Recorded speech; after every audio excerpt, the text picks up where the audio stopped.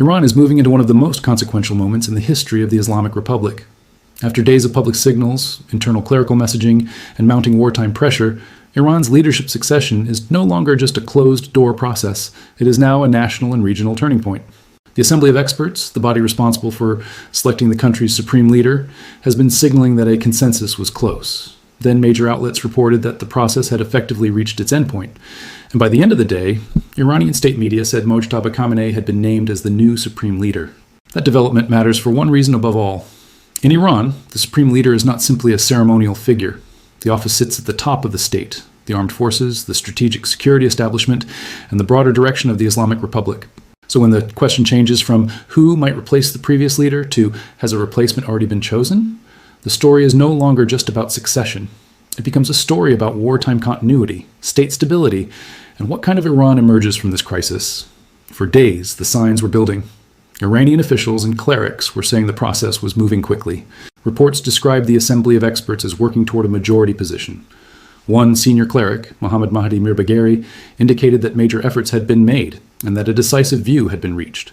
Other reports said members of the assembly had concluded their discussions and that a formal announcement was expected soon. Then came the stronger reporting. Iranian state media said Mojtaba Khamenei had been selected.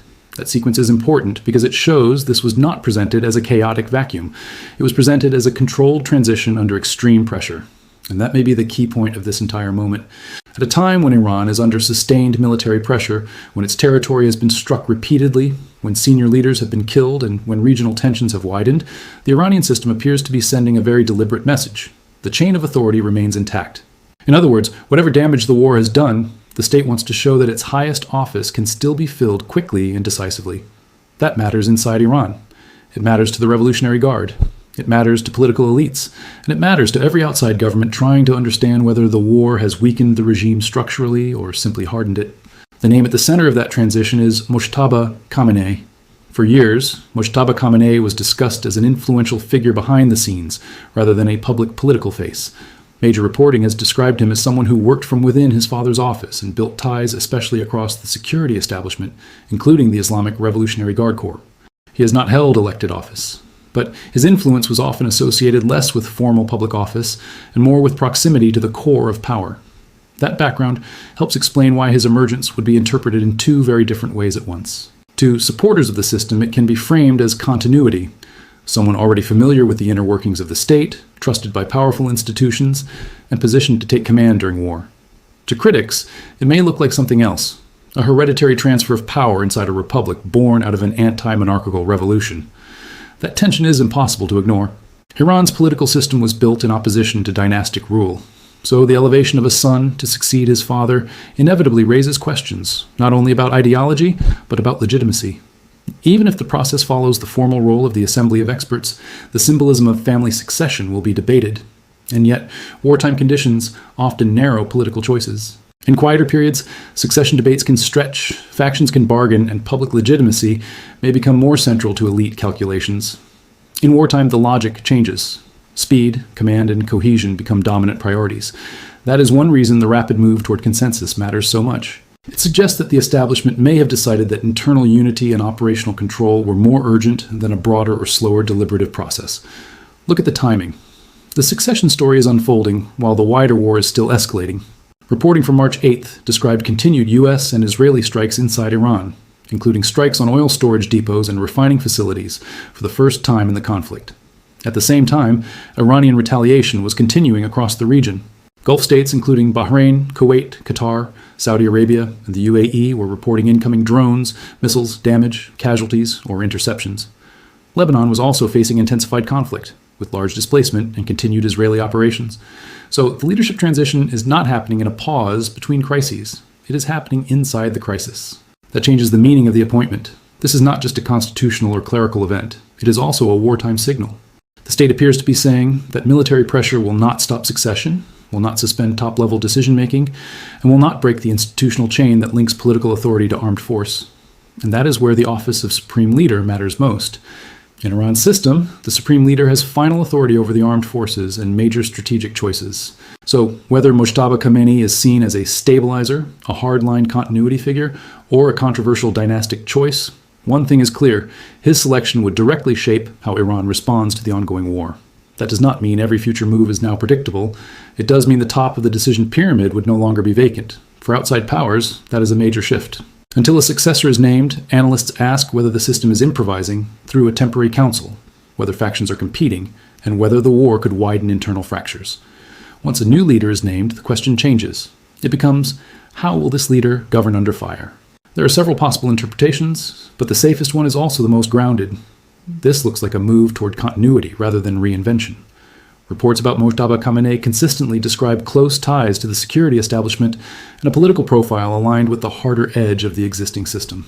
That is why many observers are likely to see his elevation not as the opening of a new ideological chapter, but as the consolidation of an old one under new command.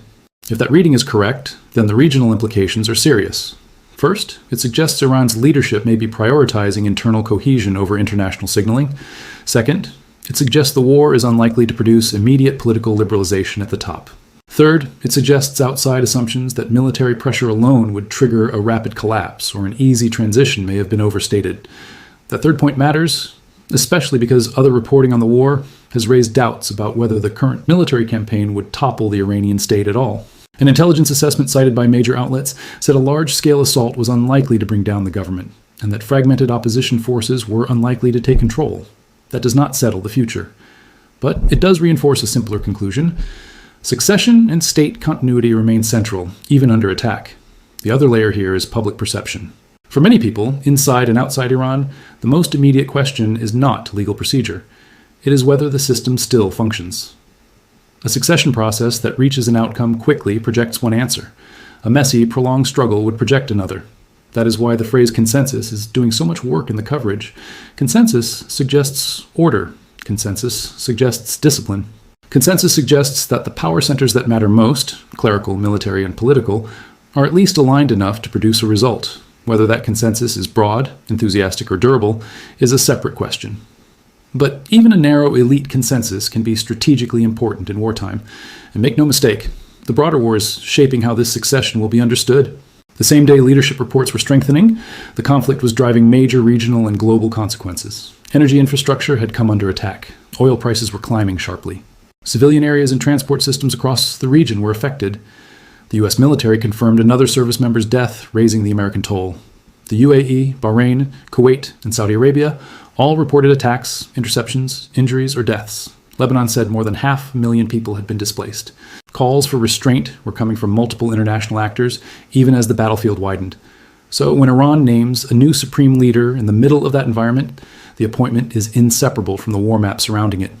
It also places the new leader immediately inside multiple tests. The first test is command.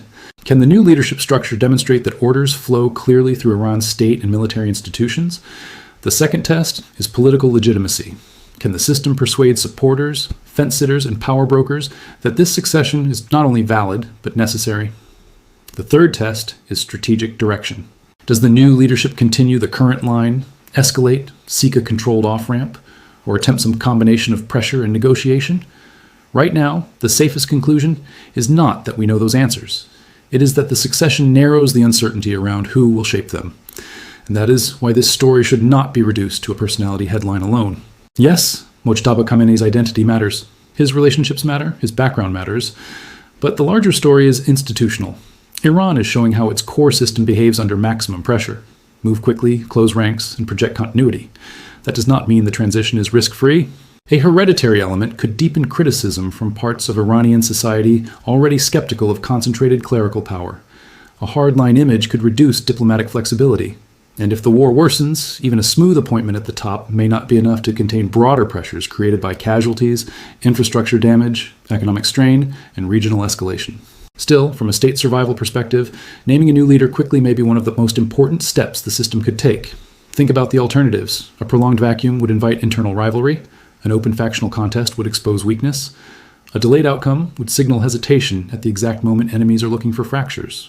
By contrast, a rapid decision tells domestic institutions and foreign capitals alike that the leadership question has been answered. Whether everyone accepts that answer is another matter. But from the standpoint of crisis management, speed itself is part of the message. There is also an international dimension that should not be missed. President Trump publicly suggested that Iran's next supreme leader would need U.S. approval to last. Iranian officials rejected that idea and said the choice belongs to Iran. In that sense, the succession has become part of the wider contest over sovereignty, messaging, and political legitimacy. Iran's leadership is not only filling a vacancy, it is also rejecting the notion that outside powers get to define the terms of succession. That may strengthen the symbolic value of the appointment within Iran's state narrative. In moments of external pressure, systems often seek legitimacy, not by softening, but by presenting themselves as defiant and self-determining. A rapid appointment can serve that purpose, especially if the chosen figure is seen as closely identified with continuity and resistance. But there is a cost to that approach. The more the new leader is associated with wartime defiance, the more difficult it may become to separate domestic succession from regional confrontation. Instead of beginning with room to redefine the office, the new leader begins with a battlefield, a legitimacy debate, and a security crisis already in motion. That means Mojtaba Khamenei, if his appointment stands as reported, would not be entering office in a normal transition. He would be entering office in the middle of a live conflict, with immediate expectations from the military, pressure from rivals abroad, scrutiny from critics at home, and no real honeymoon period. In practical terms, that makes the next several days especially important. Watch for how Iranian institutions line up publicly around the new leader. Watch for how the Revolutionary Guard frames its allegiance. Watch for whether the language used by officials emphasizes continuity, revenge, stability, religious duty, or national sovereignty. Watch for whether any space opens for diplomacy, or whether the new leadership is presented entirely through the vocabulary of resistance and mobilization. And watch for whether international actors treat the succession as a stabilizing fact, or as a further escalation point. Those signals will tell us a great deal about what this appointment means in practice.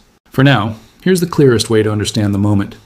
Iran's leadership succession has moved from rumor to public signal to reported outcome with unusual speed. The assembly of experts, under wartime conditions, appears to have reached the kind of consensus that the system believes is necessary to preserve continuity at the top. Mojtaba Khamenei, long seen as an influential insider with security establishment ties, has emerged as the reported successor. That choice points less toward reinvention than toward consolidation. And in the middle of an expanding regional war, consolidation may be exactly what the Iranian state is trying to project. So the headline is not only that Iran is naming a new supreme leader. The deeper headline is that Iran is trying to show the world that even under sustained attack, its core political structure can still reproduce itself, protect the top of the chain of command, and keep the regime's center of gravity intact. Whether that effort succeeds over time is still an open question. But the signal being sent right now is unmistakable. The succession is moving fast, the institutions are closing ranks, and Iran wants the world to understand that leadership continuity is not waiting for the war to end. That is why this moment matters. Because whenever a political system replaces its highest authority in the middle of conflict, it is doing more than naming a person. It is defining what survival looks like.